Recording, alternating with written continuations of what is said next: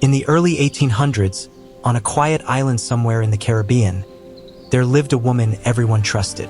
When a baby was about to be born, they called her.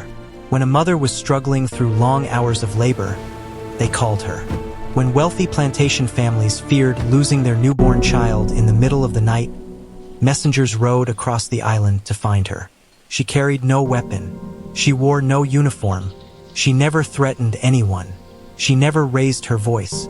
Yet over the years something strange began to happen. Some of the most powerful men on the island began to die. Quietly, slowly, and always after the same woman had visited their homes. Her name was Ama Naya, and history tried very hard to forget her. To understand the story of Ama Naya, we must first understand the world she lived in. The Caribbean in the early 19th century was one of the most profitable regions in the world. European empires fought wars over these islands. Britain, France, Spain, and the Netherlands all competed for control of land that produced enormous wealth. From the outside, the islands looked like paradise. Bright blue water surrounded them. Palm trees swayed in the wind. Ships arrived daily at busy ports filled with merchants and traders. But beneath that beauty existed a brutal system that supported the entire economy. The plantations that covered the islands produced sugar, coffee, tobacco, and cotton. These goods were shipped to Europe where they generated massive profits. Sugar in particular was so valuable that people began calling it white gold. Yet the plantations required enormous amounts of labor to produce these crops, and plantation owners believed the cheapest labor possible was enslaved labor. For more than 3 centuries, millions of Africans were captured, transported across the Atlantic Ocean, and sold into slavery in the Americas. Historians call this forced migration the transatlantic slave trade. Men, women, and children were taken from their homes and placed on ships where they were packed tightly below deck for weeks or sometimes months. Disease spread easily in those conditions. Food was limited. Fresh water was scarce. Many captives died before reaching land. Those who survived arrived in ports across the Caribbean where they were sold at markets to plantation owners and traders.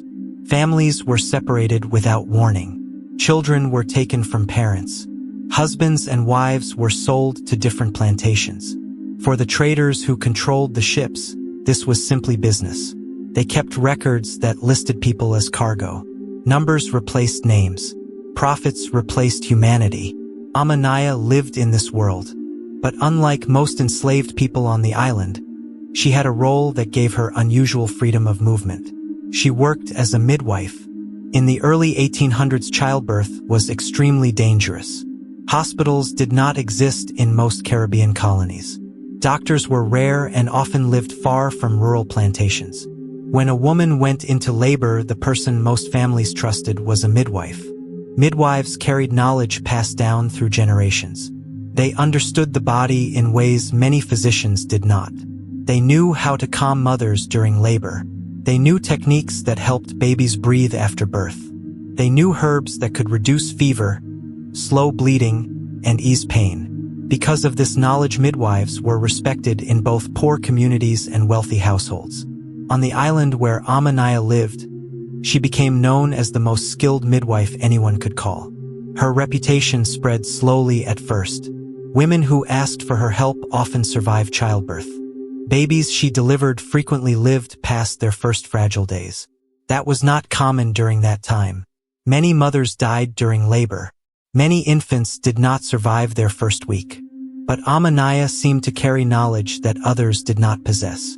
People began whispering that her skills came from Africa. They said her hands carried the wisdom of healers who had studied plants and medicines for generations. Plantation families noticed this reputation.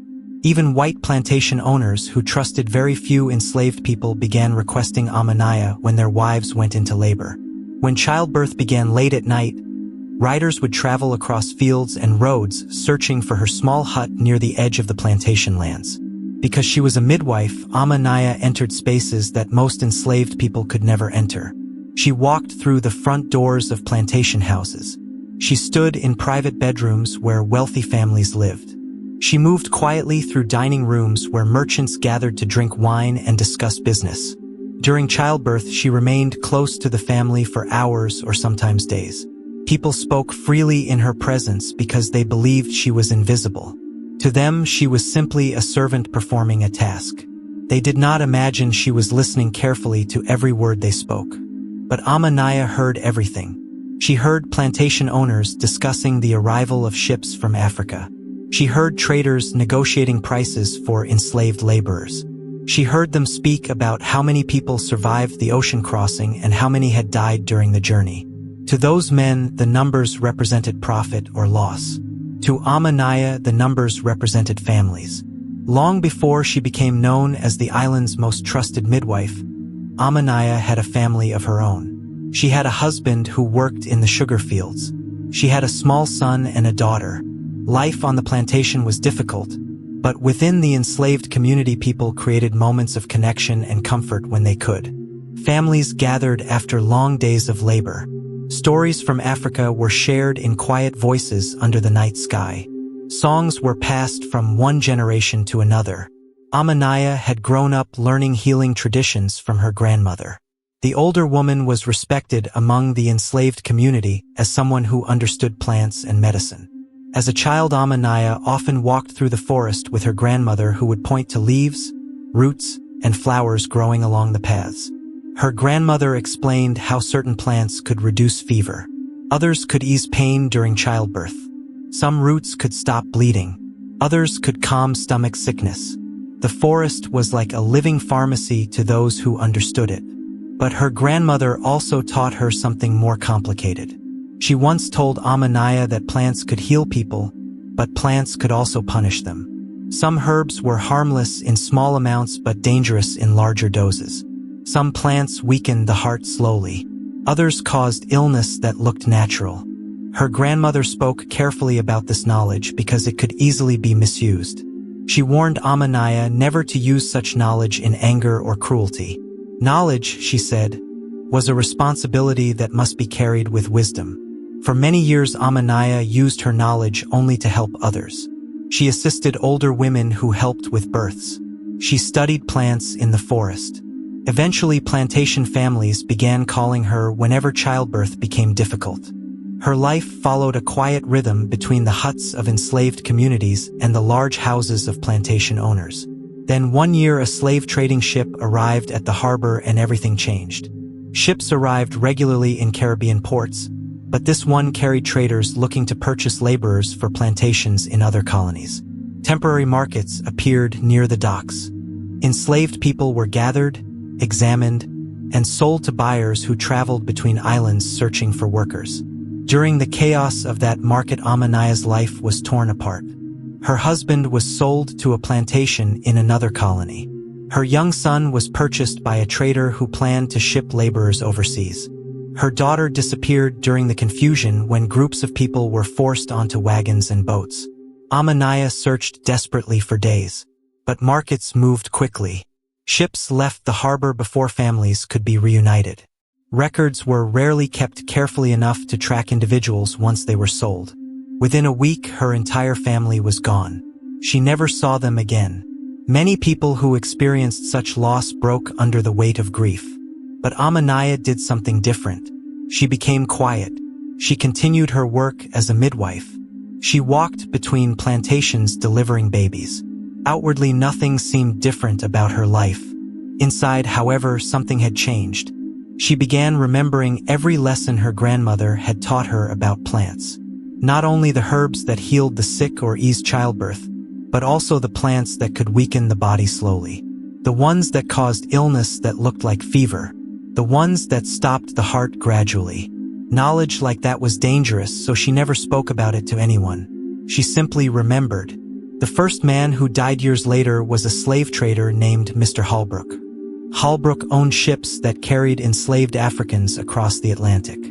He bought people in coastal markets and sold them across several Caribbean islands. One night, his wife went into labor and the birth quickly became difficult. The doctor on the plantation tried to assist, but the baby would not come. Messengers were sent urgently to find Ama Naya. She arrived before midnight and began helping the exhausted mother. The labor lasted nearly 12 hours. Women whispered prayers while the doctor waited nervously. Finally, just before sunrise, the baby cried. The room filled with relief. Holbrook celebrated loudly and opened bottles of wine for his friends who had gathered in the house. Ama Naya prepared herbal drinks to help calm the mother after the long night of pain. She also prepared a small cup for the husband. She said childbirth could be stressful for fathers as well, and the herbs would steady his nerves. Holbrook drank the mixture without hesitation. Why would he question the most trusted midwife on the island? 3 days later, he became sick. He complained about stomach pain and weakness. The doctor blamed the tropical climate and said such illnesses were common. 2 days after that, Mr. Holbrook died. The official record listed fever as the cause of death. Years passed after that first death. Ama Naya continued delivering babies across the island. Her reputation became even stronger. Plantation families trusted her completely. But quietly something unusual began happening. Certain men started dying. Not farmers or workers. Not ordinary merchants. Only slave traders. Only the men who bought and sold enslaved people. The deaths always appeared natural. A sudden fever. A stomach illness. Weakness that worsened over several days. Doctors wrote simple explanations and moved on. But eventually a young doctor working on the island began noticing something that troubled him. When he reviewed death records, he saw that many of the men who died had something in common. Ama Naya had visited their homes shortly before they became ill. At first, the doctor refused to believe what he was seeing. Ama Naya saved lives. Without her, many mothers would die during childbirth. But the pattern continued appearing in his notes.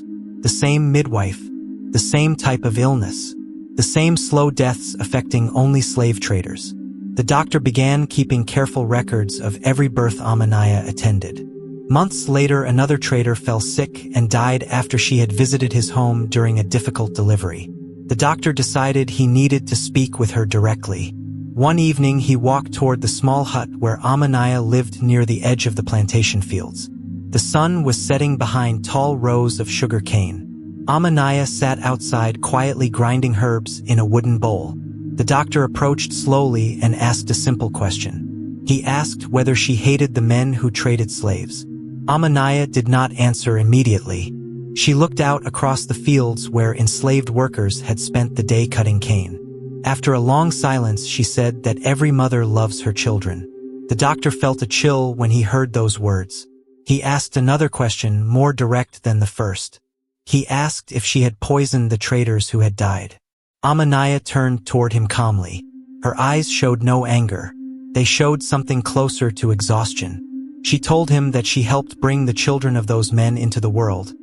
But those same men had destroyed her own family. The doctor stood silently for a long moment. If he reported her to the plantation authorities, she would almost certainly be executed. But if he remained silent, the deaths might continue. The doctor thought about the traders who had died. He thought about the families those men had separated. Finally, he closed his notebook and turned away. He never reported what he suspected.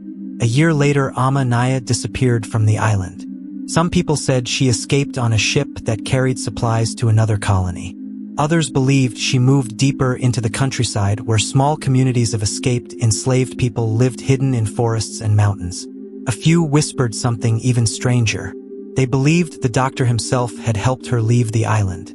What is certain is that several slave traders continued dying on the island for a few more years, though no one could ever prove why. Official records from the time never mention Ama Naya as a killer. They describe her only as a midwife who delivered hundreds of babies. But among enslaved communities, the story survived. It was passed quietly from one generation to another. They did not describe her as a murderer. Instead, they spoke of a woman who used the only power available to her in a world built to deny her everything. She carried knowledge of plants, patience, and time. And sometimes in history, the most dangerous person in the room is not the one who carries a weapon, but the one everyone believes is harmless. Subscribe to our channel for more of such historic hidden stories.